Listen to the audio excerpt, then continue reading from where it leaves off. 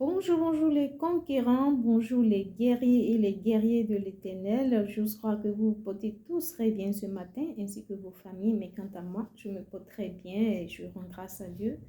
Si c'est la première fois que vous nous rejoignez sur cette plateforme, alors je m'appelle Claire et je vous souhaite la chaleureuse bienvenue sur la plateforme des Overcomers, la plateforme des conquérants. Alors aujourd'hui, dans Parole de sagesse, nous irons dans le livre de Actes, Acte 5, versets 1 à 11. Et ensuite, nous allons faire notre méditation là-dessus. Et ce sera tout pour cette journée. Alors, sans plus tarder, je vais commencer et nous allons lire et ensuite faire la méditation. Alors, je commence. On dit... Mais un homme nommé Ananias, avec Saphira, sa femme, vendit une propriété et retint une partie du prix. Sa femme le sachant, puis il apporta le reste et le déposa aux pieds des apôtres. Pierre lui dit, Ananias, pourquoi Satan a-t-il rempli ton cœur au point que tu montes au Saint-Esprit et que tu aies retenu une partie du prix du champ? S'il n'eût pas été vendu, ne te restait-il pas? Et après qu'il a été vendu, le prix n'était-il pas à ta disposition? Comment as-tu pu mettre en ton cœur un pareil dessein? Ce n'est pas à des hommes que tu as menti, mais à Dieu. Ananias, entendant ces paroles, tomba et expira. Une grande crainte saisit tous les auditeurs. Les jeunes gens, s'étant levés, l'enveloppèrent, l'emportèrent et l'ensevelirent. Environ 3 heures plus tard, sa femme entra sans savoir ce qui était arrivé. Pierre lui adressa la parole. Excusez-moi, j'ai perdu ma ligne ici. Pierre lui adressa la parole. Dis-moi, est-ce à un tel prix que vous aviez vendu le champ? Oui, répondit-elle, c'est à ce prix-là. Alors Pierre lui dit, comment vous êtes-vous accordé pour tenter l'Esprit du Seigneur? Voici ceux qui ont enseveli ton mari sont à la porte et ils t'emporteront. Au même instant, elle tomba aux pieds de l'apôtre et expira. Les jeunes gens étant entrés,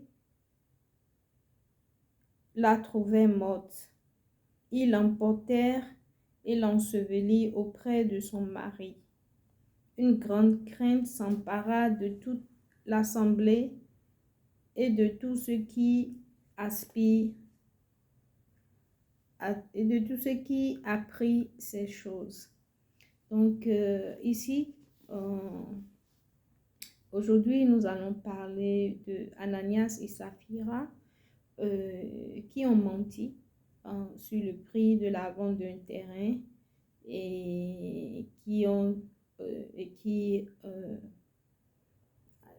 parce qu'ils ont menti, ils ont voulu utiliser la malice, duper les apôtres sur le prix. L'Esprit a révélé la vérité et sur le champ, les deux ont perdu la vie. Alors, j'aimerais attirer notre attention aujourd'hui sur le mensonge. Vous savez, aucun péché n'est petit ou grand. Tous les péchés s'équivalent. Que ce soit le meurtrier ou l'adultère, ou l'infidèle, ou le menteur ou le voleur, le calomnieur, n'importe quoi, il n'y a pas de petit péché devant le trône de l'Éternel.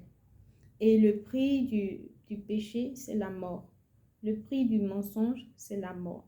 Et le premier menteur que nous connaissons, c'est l'accusateur, c'est Satan lui-même en personne. Alors, je viens ici aujourd'hui pour nous exhorter à faire très attention des choses qui sortent de nos bouches, des paroles que nous sortons de nos bouches. La parole dit dans Proverbe que la vie et la mort sont au pouvoir de la langue. Alors, la même bouche qui bénit, qui demande la grâce de Dieu, si cette même bouche devient un objet de malédiction, un objet de mauvaises paroles, en quoi sommes-nous différents des non-croyants, de ceux qui ne croient pas que Dieu existe? Donc, soyons un exemple dans nos communautés, soyons, comment on dit, de bons exemples pour nos enfants, pour la jeunesse, et partout nous irons que ceux qui nous voient, même sans prêcher la parole, même sans parler, que les gens voient Dieu à travers nos vies, à travers nos actions, à travers nos paroles, à travers nos manières de faire, à travers qui nous sommes. Donc, c'est très important pour nous d'apprendre à dire la vérité, parce que celui qui vole, par exemple, vous dépouille juste de votre richesse ou de votre avoir. Et celui qui ment vous met dans le doute, vous met dans la confusion, vous met dans une distorsion de votre santé mentale, émotionnelle. Et franchement, le mensonge cause plus de dégâts que toute autre chose. La base de tous les vices, de tous les problèmes que les gens rencontrent aujourd'hui, c'est à cause de ce que les autres racontent sur eux. Vous pouvez faire perdre un boulot à quelqu'un à cause de ce que vous dites sur lui. Vous pouvez diviser une famille, détruire une famille à cause d'un mensonge que vous dites sur quelqu'un. Vous pouvez raconter et détruire la réputation de quelqu'un et lui faire perdre des marchés et des opportunités d'affaires. Donc, souvent, moi je dis toujours quelque chose, si vous n'avez pas quelque chose de bien à faire sortir de votre bouche, il est préférable pour vous de vous taire. Franchement, il est préférable pour vous de vous taire. Ne pensez pas que parce que vous aviez dit telle chose ou telle chose, vous avez calomnié, vous avez médit, vous avez fait circuler des rumeurs et parce que vous avez des intérêts à défendre ou vous cherchez un objectif. Vous en jouirez peut-être pour un temps, mais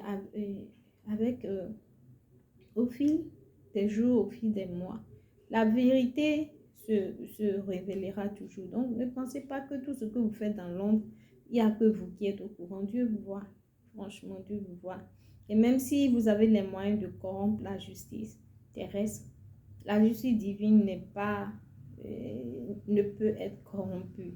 Donc, sachez que tout ce qui est fait dans l'ombre un jour sera à la lumière. Et tous les mensonges, tous les rumeurs, toutes les calomnies, toutes les choses que vous avez dit dans l'ombre en privé et que vous avez pensé dire pour détruire la vie de quelqu'un, tout le monde le saura au grand jour et vous serez les perdants en ce moment. Vous ne pourrez plus vous regarder dans une glace parce que tous les mensonges que vous avez eu à dire se sont révélés. Le mensonge fait du bruit. Le mensonge court vite, est très vite relayé, mais lorsque la vérité survient, tout le monde se tait, tout le monde se calme. Et vraiment, c'est vraiment dommage. Et nous sommes des repères pour nos enfants, nous sommes des repères pour la jeunesse. Alors je nous exhorte vraiment à être de bons rôles modèles pour nos enfants, pour la jeunesse. Une petite anecdote pour ma vie, à un certain moment de ma vie, je travaillais dans un magasin de vente de vêtements et quand je suis arrivée, je ne savais pas que quelqu'un avait été licencié et j'ai pris sa place. Donc, quand j'étais rentrée dans l'entreprise, il y avait beaucoup de réticence, beaucoup de dédain à ma personne et que je ne comprenais pas. Je n'arrivais pas à comprendre pourquoi cet acharnement contre moi. Mais c'est au fil des mois que j'ai compris que, au fait, celle que j'ai remplacée avait volé et a été chopée par les caméras et s'est fait virer sur le champ. Donc, ses amis n'étaient pas contents qu'on les renvoie et que quelqu'un d'autre la remplace aussitôt. Donc, il y avait cette colère-là, ce dédain-là qui allait contre ma personne. Mais moi, je n'ai pas pris ça au sérieux. J'ai banalisé parce que j'avais des objectifs dans ma vie, j'avais un focus et j'avais assez de choses dans mon plat que de m'attarder sur des futilités comme ça. Donc, de 2 personnes, c'est passé à 4, à 8, à 16 et finalement, pratiquement tout le personnel du magasin était contre moi. Donc, un jour, j'étais arrivée quand l'assistant du manager me disait ben Claire, à partir de la semaine prochaine, tu n'es pas programmée sur le calendrier parce que nous sommes en train de renvoyer des gens, nous n'avons pas assez de commandes ces temps-ci. Donc, nous sommes en train de remercier certaines personnes. Donc, j'ai dit, ok, il n'y a pas de souci. Et moi, je me disais, ok, je vais chercher, en rentrant à la maison, je vais postuler en ligne et chercher un autre boulot. Et à ma grande surprise, le lundi, quand j'étais venue, ben, j'ai rencontré le manager qui me disait, mais Claire, tu dois travailler et tout. Je dis, comment je dois travailler? Ton assistant m'a dit que vous avez des difficultés et que vous êtes en train de faire partie de certaines personnes. Elle m'a dit de ne plus revenir. Moi, je suis juste venue pour déposer mon badge et tout. Elle me dit, non, non, c'est pas ça. Et tu n'as jamais été renvoyée. Et je n'arrive pas à comprendre cette histoire. Et c'est là que elle me fit savoir que le samedi, eh ben, ces personnes qui racontaient des ragots sur moi se sont disputées entre eux et elles se sont même battues et on les a renvoyées. Donc, j'étais stupéfaite parce que je n'arrivais pas à comprendre ce qui se passait. Mon manager m'a dit, mais on a besoin de toi et je t'exhorte vraiment à rester pour nous aider. Et moi qui étais censée juste déposer mes badges et mes affaires et partir, j'étais maintenant obligée de rester pour les aider parce qu'ils avaient besoin de personnel. Donc, juste pour vous dire que euh, lorsque les gens, lorsque les gens s'acharnent contre vous, lorsque les gens racontent des rumeurs sur vous, et vous médisent et tout ça, ne réagissez pas. Ne réagissez pas, restez calme et observez. Et priez. Priez que Dieu vous délivre de cette situation. Vous savez, au moment où ces personnes m'harcelaient, je pouvais me plaindre, je pouvais même porter plainte pour harcèlement ou bien pour discrimination et tout, et me faire de l'argent. Mais j'ai préféré me taire, les ignorer et prier. Et ça a pris du temps, mais lorsque Dieu a voulu sévir, franchement, même moi-même, j'ai pitié pour eux parce qu'elles ont perdu leur boulot sur le champ. Elles étaient des single moms. Elles avaient des enfants à nourrir et pas de mari pour les épauler. Donc, comment vous imaginez le stress que vous avez 3, 4, 5 enfants qui doivent manger, qui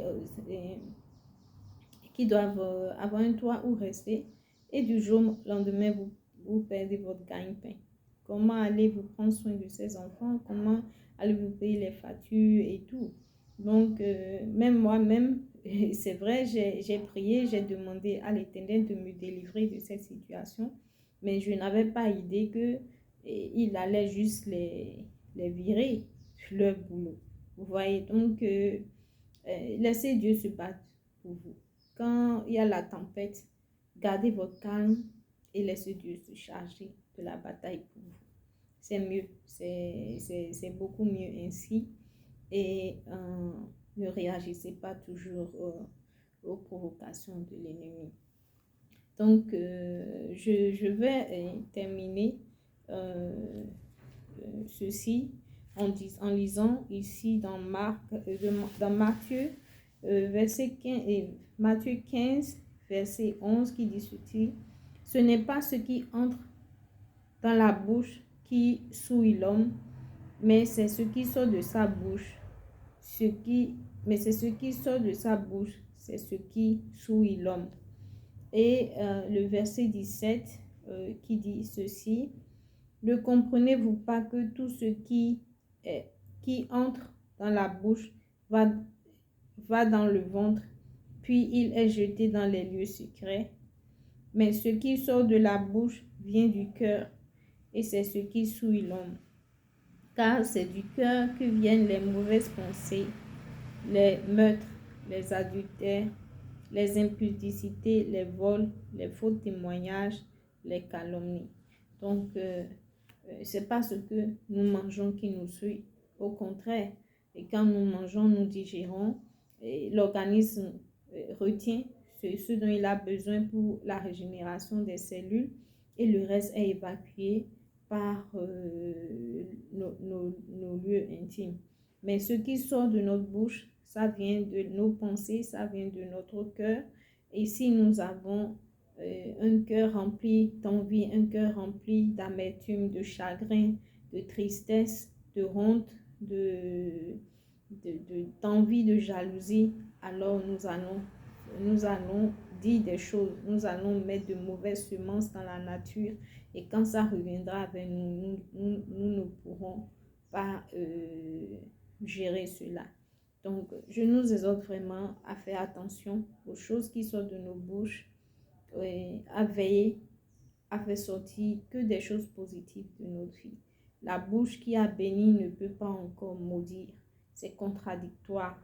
Donc, essayons, faisons attention à nos langues, faisons attention à nos paroles, faisons attention à nos paroles et à nos pensées. Si nous savons que ce que nous voulons faire sortir de notre bouche n'est pas positif, ne va pas édifier quelqu'un, alors il est préférable que vous taisiez. C'est la meilleure chose à faire. Et ne vous mettez pas en colère lorsqu'il y a des ragots sur vous. Gardez le calme et laissez Dieu se charger pour vous. C'est mieux. C'est mieux. Parce que ceux qui le font, lorsque la justice divine sévit, ils ne savent point là mettre la tête. Ils en perdent le sommeil. Donc, restez focalisés sur vos objectifs. Restez serein. Restez dans la paix, la joie malgré les difficultés de la vie. Et ne vous attardez pas sur les distractions des commérages, des rumeurs, des mésidances. Ces gens qui racontent ces choses, ils sont juste tourmentés par la lumière qui est en vous. Les démons qui vivent en eux sont tourmentés, sont étouffés par votre lumière. Donc, ce n'est même pas de leur faute. Ils sont juste téléguidés, ils sont juste des véhicules, des moyens de contact que l'ennemi utilise pour atteindre son objectif. Donc, ne leur en voulez pas. Plutôt, priez pour que Dieu change leur cœur de pierre en un cœur d'amour. Et ne les maudissez pas. Priez plutôt pour la repentance, pour leur repentance et pour leur changement de cœur, de pensée et d'action. Donc, c'est ce que j'aimerais partager avec vous aujourd'hui. Faisons attention à ce qui sort de nos bouches. La vie et la mort sont au pouvoir de la langue, et le prix du mensonge, le prix du péché, c'est la mort. Donc, faisons attention à ce qui sort de nos bouches. Soyons dans la positivité, déclarons la positivité, déclarons les bonnes choses sur nos vies et sur la vie des autres, et prions pour ceux qui nous persécutent. Ils en ont grand besoin. Dieu ne veut pas la mort du pécheur, mais sa repentance. Donc, prions pour le changement de leur cœur, pour la repentance de leurs âmes. Merci infiniment à tous et passez un agréable week-end en famille. Bisous, bisous et à très bientôt. Bye bye.